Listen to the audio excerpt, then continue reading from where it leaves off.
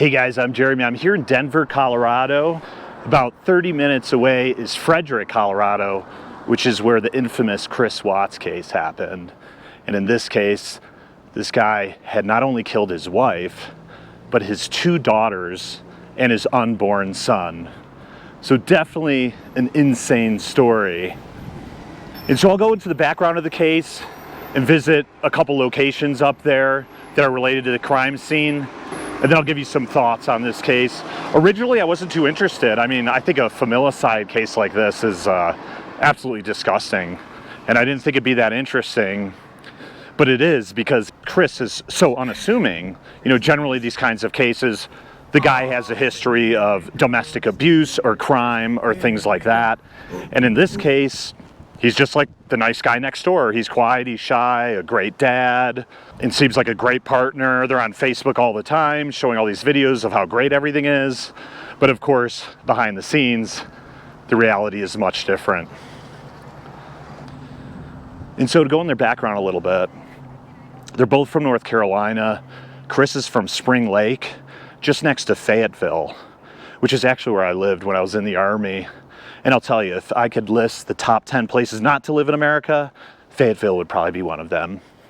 His wife was from Aberdeen, which is about 40 minutes away from there. And so in 2010, they actually met through Facebook, ironically.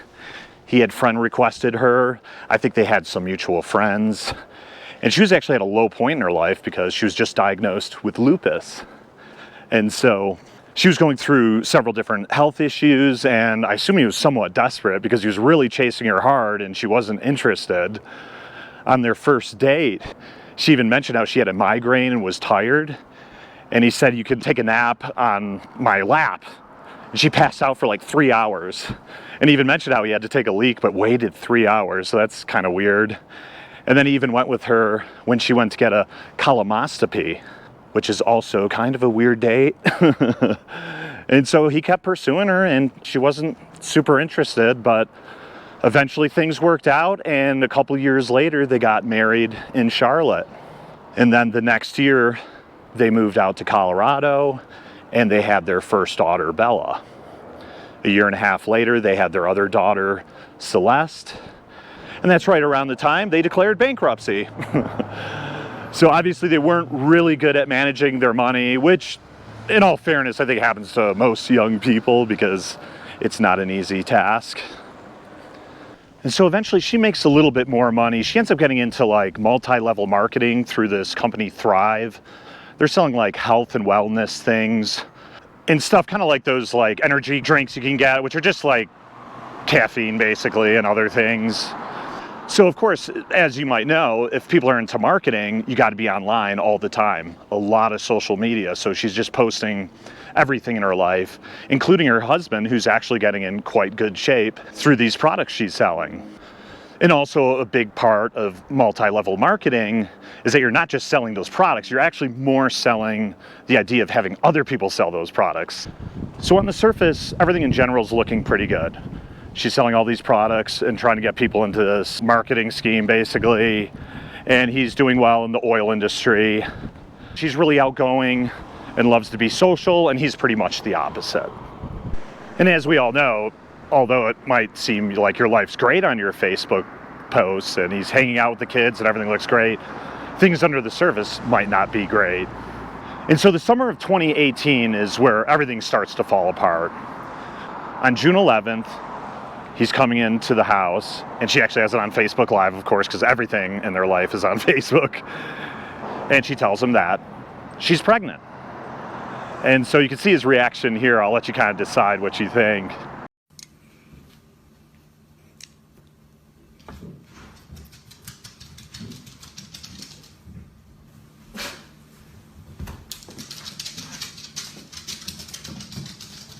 We did it again. I like that shirt. Really? Really. That's awesome. So pink means... That's just the test. I know. It just says the pink is going to be girls. I don't know. Just the test. That's awesome.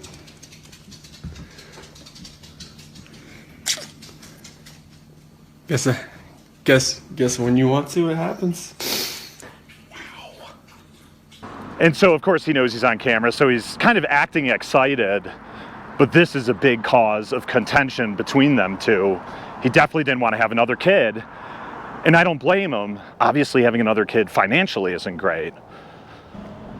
So it's right around this time, Chris starts talking to a coworker at the oil company he works at. I assume he was maybe a roughneck or in the field, and then she's probably like in the office or something like that. And, you know, when he got married, he was like 60 pounds overweight, and he had been working out and taking all these products, and probably had more confidence and a little better looking. And so he probably did get the eye or attention of some women. And so I think in June they got some basic contact information, but really didn't start talking until July. And it was right around that time where his wife and the two daughters went out to Carolina to visit their family for 5 weeks. And so now he has almost all of July to hang out with this new girl, Nicole Kessinger, from work. And their romance goes real fast. They travel to a few places, several different dates, and they're getting really serious really fast. But at least he did mention that he was married with kids, but he had already said that he was already like getting a divorce, which wasn't technically true at that point. And of course, during this time, his wife's in North Carolina sending messages, trying to call him. The first few days she was there, he's answering and replying, and then he kind of basically ignores her for the most part. He's not answering the calls, he's not texting back, and so she knows there's definitely something wrong. He mentioned how he's upset about having the other kid, etc. So at the end of July, he actually flies out to Carolina to meet his wife and the two kids and the rest of his family members. And there's another issue there too, not related to them, but the family more, because his mom and sister don't like Shannan. Like right from the beginning, they didn't even go to the wedding. And his mom had basically put some like pistachios or cashews on the table, and their youngest daughter, Celeste, is allergic to any like nuts from trees, not peanuts, but the other ones. And so she could have gotten like seriously sick. And so there was a big fight over that. And I'll kind of go into that a little bit later. But anyway, they fly back to Denver the first week of August. And they're there for 3 or 4 days before Shannan has to fly out to Arizona for a few days for another work thing, because she's traveling quite a bit for this multi-level marketing job. And of course, since his wife's gone again, he goes and meets with Nicole Kessinger. He said he was going to go out to a baseball game, so he hired a babysitter for the two kids, and he went to meet her at a bar in Westminster, which I'll actually go up there in a little bit and check that out. I'm curious how his last date as a free man was. So that next evening, which would be the 12th, she came back a little later than expected. So it ended up actually being the 13th at like 1:50 a.m. Her friend Nicole Atkinson dropped her off at her house. And then that night, something obviously happened. It was somewhat in those 3 or 4 hours that Chris committed this atrocity. And I'll get back to that a little more in a couple minutes.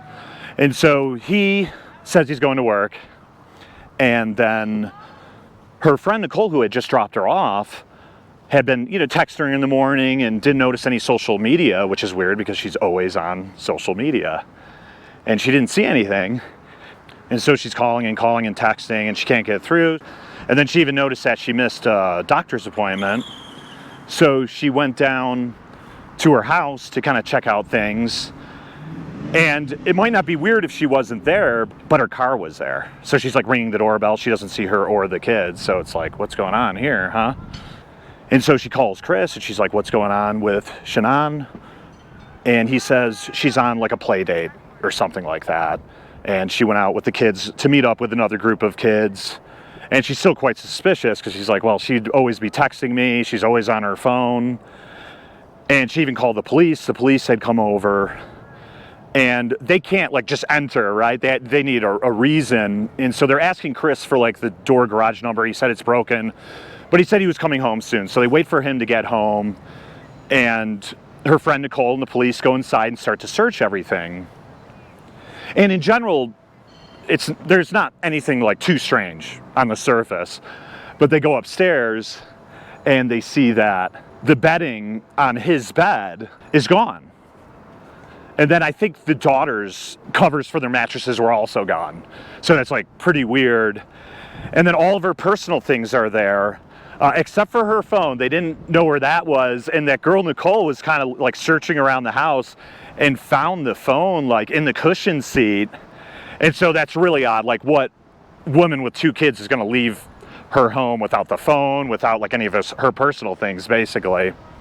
And then at the same time, the neighbor sees what's going on and he wants to put in some input. He's like, I have a camera on my door that has a view of your place too. And Chris generally parks in the street because I think it was leaking some oil and they didn't want that in the driveway, like where the kids play. So he always was in the street. And on camera, you could see at like 5 in the morning that he had backed in to where the garage is. And then he was putting some things into the truck. You can't see the whole view, but definitely looks pretty suspicious.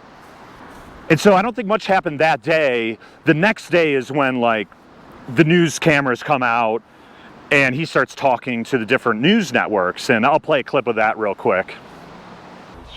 It wasn't like an argument. We had an emotional conversation, but I'll leave it at that. But I just want them back. I just want them to come back. And if they're not safe right now, that's what's tearing me apart. Because if they are safe, they're coming back. But if they're not, this has got to stop. Like, somebody has to come forward. Shannan, Bella, Celeste, if you're out there, just come back. Like, if somebody has her, just please bring her back. I need to see everybody. I need to see everybody again. This house is not complete without anybody here. Please bring her back. So yeah, as usual, whenever you see these things where the people are guilty, they definitely seem kind of weird. Like, he should be kind of really sad and crying, or more upset, and he's kind of smiling and acting strange. So pretty weird for sure. So that evening he goes into the police station for a formal interview. They're asking him all these kind of questions, and they realize it's getting late. And because they were thinking, like, let's do a polygraph then, but that could take 2 or 3 hours. So they end up saying, why don't you come that next morning on the 15th? So he gets there in the morning, and even the cop mentions, she's like, you know, you shouldn't take a polygraph if you're guilty, right? And he's like, oh yeah, it's fine. You know, I'm innocent, obviously. And so they have this conversation, and afterwards it's like he failed everything, which isn't a big surprise. He doesn't admit to the murders at first, but he at least finally admits that he was having an affair with another woman. And so he has his dad come in, and he confides to his dad what happened. And of course, it's the interview room, so they have cameras and they're recording, even if he's trying to whisper. And he tells his dad that Shannan had killed the 2 girls, and he had discovered their bodies, and out of a rage, he went upstairs and strangled her. So he's trying to shift the blame. He's taking responsibility for Shannan, but saying she had killed the kids. And he basically keeps that story for a while, but he realizes he might get the death penalty. And so he confesses to all the murders in exchange for not getting the death penalty, basically. So he'll never see the light of day again, obviously. So let's talk a little bit about Shannan's personality. Now, of course, there's nothing that she could have done in the world that could have excused his actions for doing this. So I don't condone anything he did, but it's kind of good to kind of see a little bit more of her personality, to see if there were any things that might have pushed him in that direction. So of course, as I mentioned, anything on the Facebook or text messages don't seem too bad. But we all know that the Facebook messages aren't real life. That's just kind of a facade. I'm sure Chris didn't appreciate being on Facebook all the time. Like her posting that video of when she says she's pregnant and he walks in and he's got to like pretend like, oh, I'm so happy. So I'm sure that's one thing he didn't really appreciate. Some people have analyzed some of her videos and said that like she didn't have a lot of like empathy towards either like her kids or other people that she had like working for the company. So that was also kind of a negative thing. And although Chris wasn't great with money, I don't think she was either. She had to borrow like 10 grand from his 401k plan. and they're going through like a second bankruptcy as far as I know. So she had spent a lot of this money trying to build this multi-level marketing thing and kind of derelicting her other duties. She had spent a lot of money putting the kids in nursery school when she didn't have to, and to clean the house, etc., and had Chris do a lot of these extra things when she's obviously busy and needs to work, but she could have spent a little more time doing some of these things. I think anytime Chris spent money on his card, she would get a notification. So that's a little bit controlling. And anytime there was like a big argument, it seemed like she had to have her own way pretty much. And so I think he gave up on any chance of even trying to fight with her because it wasn't going to go well. There's another story I'd seen where like he was going to go to the airport, but she wouldn't let him go until he cleaned the basement. So that's pretty weird. And Chris was into things like NASCAR, fixing cars and sports, but there was nothing in the house of like that, those kinds of things. Like you could tell it was Shannan's home. And who knows what other random things there could have been. Like she could have been like a really vindictive person, or other mind games that we'll never really know that much. As I mentioned, his mom and sister wouldn't even attend the wedding. Now, his mom is pretty crazy, and of course, whenever I film, there has to be like a rainstorm or like a hurricane coming. Jesus. Anyway, so yeah, the mother and sister don't like her, and so his mom seems a little nuts too, especially with this whole like putting pistachios or whatever on the table. There could be some truth in why she doesn't like Shannan, that her and her daughter might pick up the fact that there's some weird things going on there. She was obviously wearing the pants in the relationship and in control, and he's the kind of guy who's just not really going to argue, and even if he did, she would put him down, and so he's just building up probably all of this animosity for several years, and eventually it came out. So I think what happened is that they got together at a time when they were both kind of desperate to an extent for different reasons. He probably didn't have a ton of good prospects, and she was physically sick. She was just diagnosed with lupus and had some other illnesses. So they kind of got together probably not under the best circumstances. And after 8 years, Chris lost a bunch of weight, was in good shape, probably had more confidence, and so he was probably more appealing to women and probably noticing a little bit more attention. And so he's probably getting some ideas. So I'm not sure if Shannan telling him about the baby was like the catalyst of the change, or if it was already kind of coming along. It's kind of tough to say, but it seems like that was definitely a big factor. And of course, as I mentioned, having another kid would have been super tough financially. So I think that was a lot more stress that he was about to have. And so he meets this other woman, and he's probably thinking it might be nice to be with another woman who maybe has more equal footing, or maybe is more attracted to her, or whatever reason. But it seems like a way out for him, at least on the surface. Now, of course, he'd have to go through the divorce and everything. That would be a huge financial problem. But there's a possibility that, you know, he felt this burst of happiness that he might have not felt for quite a long time, or possibly ever before. So I'm not sure if it was just out of rage that one day, or if it was premeditated. I know on August 9th, he sent her a strange photo to his wife of like a Barbie doll wrapped in like a white sheet or a piece of plastic. And he didn't say anything about it. He just sent it to her, and she even posted on Facebook like, I'm not sure what this means. And that to me seems really creepy. So in general, I think she thought she was in control and things were going relatively well. And this guy has no history of any angry behavior or ever blowing up or anything that we know of. So she probably didn't think anything really strange was going on. I mean, except for, of course, the fact that he's obviously not in love with her anymore.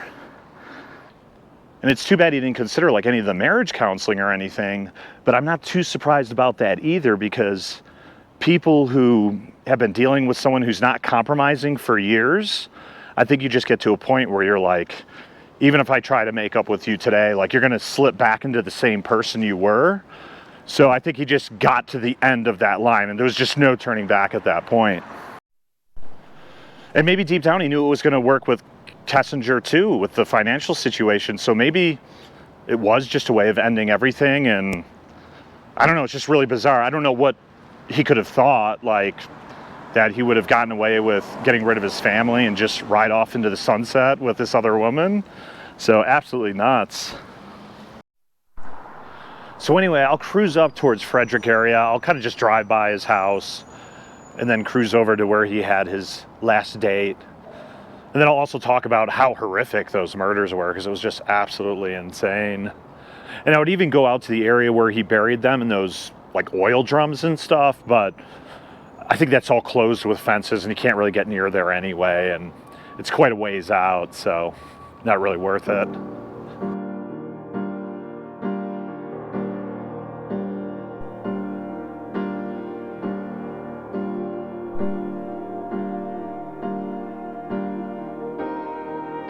Cruising up towards Chris's house right now, up in Frederick area.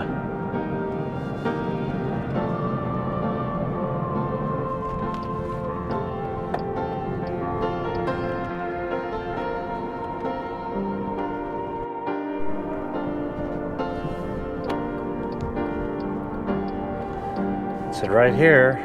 Someone just closing the door as I pull up.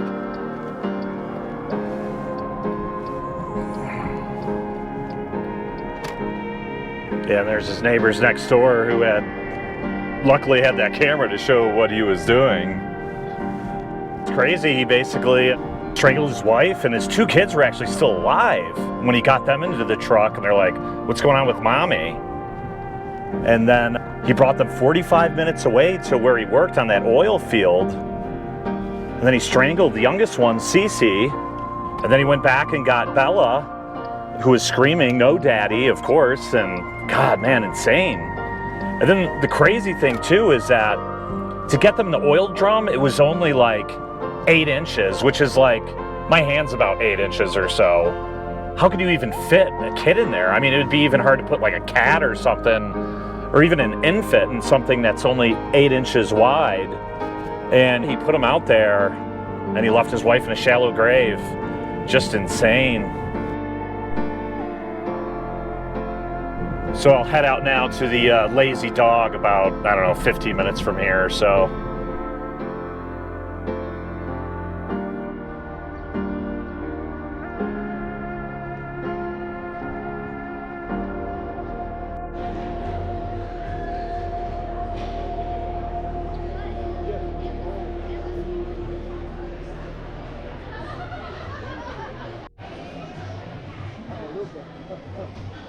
So this is where it all went down, his last date before he basically would go to jail. It was the next night at like 2 in the morning, he snuffed out the family, and yeah, it was here where he's probably talking to his girlfriend about all the plans they had and things, or whatever. I mean, I would have no idea what he was thinking, but he got salmon for his last meal. I figured I'd try it out.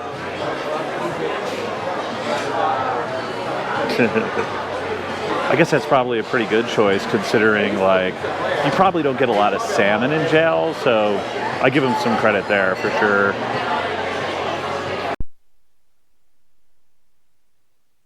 Thanks, man. Of course. I bet Chris thinks about this place all the time, and the last time he was out having a meal with his mistress, and he slept with her before he got to the restaurant and afterwards, so it was definitely a decent night. And the meal wasn't bad. Salmon was decent.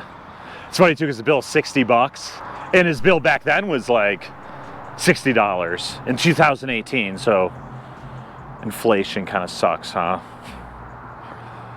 But I have no idea what goes through this guy's head. I mean, he's obviously about this, you know, another attractive woman he could date and potentially hook up with later. And obviously these financial issues are a huge worry, I think, for people, which is true. I mean, it's not the child support, the marriage court, and all that stuff. They just appoint some random judge to basically decide custody and how your money's going to roll out. So, I mean, it is intimidating, but I wish people didn't have to, like, really stress it so much, because I think a lot of these things go down because People think there's no way out of a hole. There's a saying by Sun Tzu, who wrote the book Art of War in China, like 3,000 years ago, and it's kind of like, make sure when you're attacking an enemy and they're losing, that they have a way out. And that seems odd. It's like, why not just surround them and kill them all? It's because if people know they have a way out, they're not going to fight you as viciously. And you can still fight them another day or get them when they escape. And I think a lot of guys and a lot of people in these situations, they don't think there's a way out. And I think, you know, it's a little bit of a problem that people got to know that, you know, it's going to be tough, but there's another way. Of course, he's not going to live in a big house after that easily. He's probably going to have to get a crappy apartment. I have one in the ghetto downtown. Like, I could care less. That's a lot better than 50 years in jail, because he was 33 when he went to jail. And so you got to imagine, if he lives to be 80s, I'm telling you, he's not getting much salmon either, I imagine. So, yeah, what a horrible mistake. I think he pent up 8 years of anger, and he just let it all out, having to babysit the kids, having to listen to her all the time. I guess he felt emasculated or whatever, and I don't know. I don't know what would drive that. I mean, it's even one thing, it's bad enough to kill the wife or something, but to do all that is just absolutely insane. And of course, there's some conspiracy theories that, like, his mistress, Nicole Kessinger, had possibly been involved with something. I'm not sure. I didn't see anything in the Google history or the phone.